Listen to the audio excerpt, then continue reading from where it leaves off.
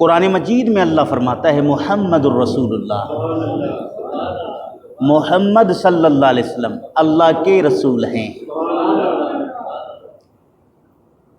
محمد صلی اللہ علیہ وسلم کون ہیں؟ اللہ کے رسول ہیں۔ یہ خود رب فرما رہا ہے محمد الرسول اللہ، محمد صلی اللہ علیہ وسلم اللہ کے رسول ہیں۔ والذین معہ، اور جو لوگ اس کے ساتھی ہیں، اشداء علی الکفار، وہ کافروں پر سخت ہیں، رحماء بینہم، ایک دوسرے کے ساتھ انتہائی شفیق ہیں، ایک دوسرے کے لیے انتہائی شفقت اور مہربانی کا جذبہ رکھتے ہیں۔ پتہ چلا کہ جو محمد مصطفیٰ صلی اللہ علیہ وسلم کا ساتھی ہے اسے اللہ اور اللہ کے رسول کے دشمنوں پر سخت ہونا چاہیے۔ یہ قرآن مجید ہے۔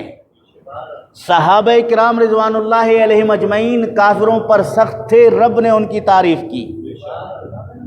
رب نے، اللہ وحدہ لا شریک نے ان کو رسول کریم صلی اللہ علیہ وسلم کے صحبت یافتہ قرار دیا۔ دوسرا مسئلہ یہ نکلا کہ جو رسول کریم صلی اللہ علیہ وسلم کے غلام ہیں انہیں آپس میں ایک دوسرے کے لیے جذبہ شفقت اور مہربانی رکھنا چاہیے، ایک دوسرے کے لیے وہ شیر و شکر ہوں، اور اللہ اور اس کے رسول کے دشمن کے لیے اشداء علی الکفار۔ اس لیے فاضل بریلوی رحمۃ اللہ تعالی علیہ فرماتے ہیں دشمن احمد پہ شدت کیجئے، ملحدوں کی کیا مروت کیجئے۔ جو رسول کریم صلی اللہ علیہ وسلم کا دشمن ہو اس کے اوپر سختی کرنا یہ اللہ کو پسند ہے۔ اگر کسی دشمن رسول صلی اللہ علیہ وسلم پر نرمی کی گئی،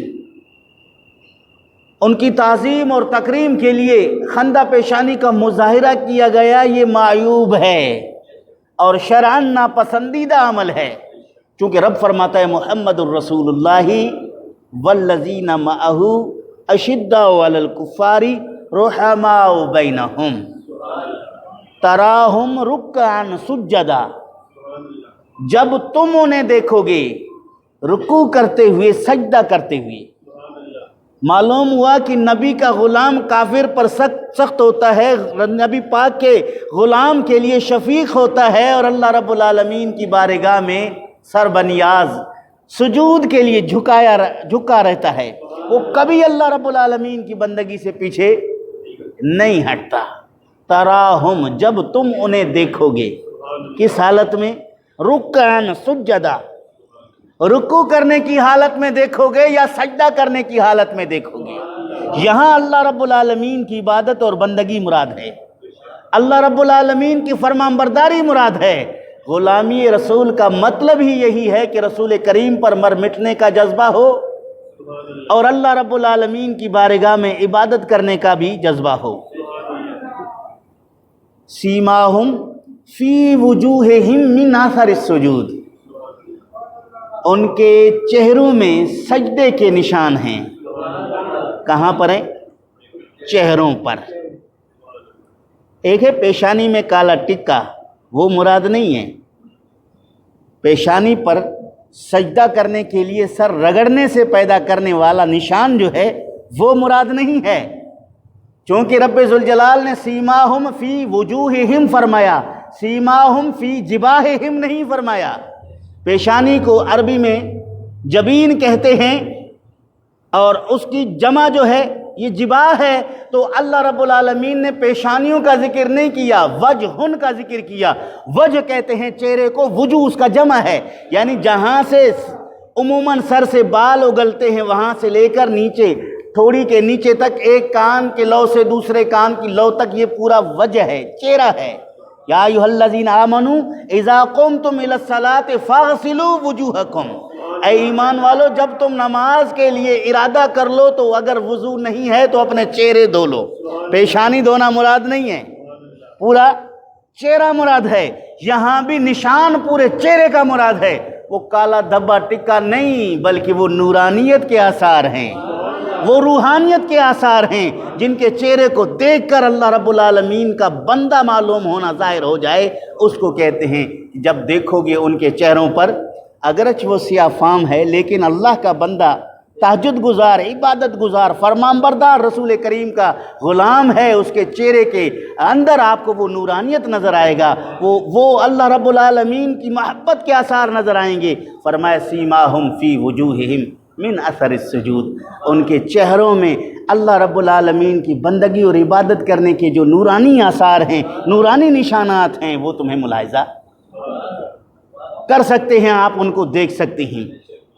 اس لیے علماء فرماتے ہیں کہ محمد الرسول اللہ، محمد صلی اللہ علیہ وسلم اللہ کے رسول ہیں۔ اس کے بعد حضرت یعقوب چرخی ولی اللہ گزرے ہیں، نقشبندی سلسلہ میں بہت اعلیٰ مقام کے شخصیت ہیں۔ وہ اپنی تفسیر چرخی میں فرماتے ہیں، تفسیر یعقوب چرخی کے اندر فرماتے ہیں کہ محمد الرسول اللہ، محمد صلی اللہ علیہ وسلم اللہ کے رسول ہیں، والذین معہ، جو اس کے ساتھی ہیں، یہاں ابو بکر صدیق مراد ہے، اشداء علی الکفار سے عمر فاروق مراد ہے، رحماء بینہم سے عثمان غنی مراد ہے، تراہم رکعا سجدا سے علی المرتضیٰ مراد ہے۔ جو نبی کریم صلی اللہ علیہ وسلم کے ساتھی ہیں، سب سے پہلے ابو بکر صدیق کا ذکر ہے، اس کے بعد کافروں کے اوپر شدت اور سخت طبیعت رکھنے والی شخصیت عمر فاروق کی ہے، اس کا ذکر ہے، اور اللہ رب العالمین کے رضا کے لیے اپنے مال کو مسلمانوں پر خرچ کرنے والا، شفقت کرنے والا، مہربانی کرنے والا، وہ حضرت عثمان غنی ہے، رحمہ بینہم۔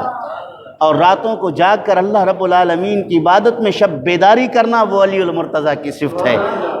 علامہ پیر امام یعقوب چرخی رحمۃ اللہ تعالی علیہ فرماتے ہیں، یہ چار صحابہ اکرام رضوان اللہ علیہ مجمعین کی شخصیت کو رب ذوالجلال نے ذکر کیا، اور مفسرین یہاں مطلقاً حضور کے سارے صحابہ مراد لیتے ہیں، کیونکہ سب کے سب حضور کے ساتھی ہیں، حضور کے صحبت یافتہ ہیں، اور سب کے سب جہاد کے میدان میں جب جاتے تھے کافروں پر